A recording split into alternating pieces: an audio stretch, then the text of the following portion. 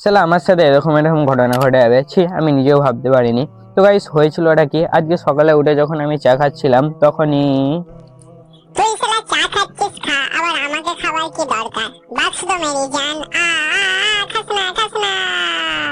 তারপর গাইস মুচির মাছটা খেয়ে নিলাম, আর গাইস কিছুক্ষণ পরে হজমও হয়ে গেল।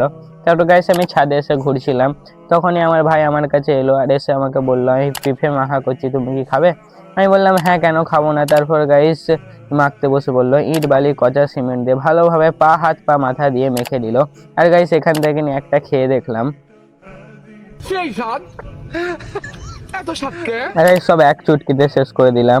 আর গাইস নিচে আসতে দেখি নাকি ভাই বম ফাটাচ্ছিল, আর গাইস এই বোতলটার ভিতরে দিয়ে যা ফাটিয়েছে তো দমই বার করে দিল।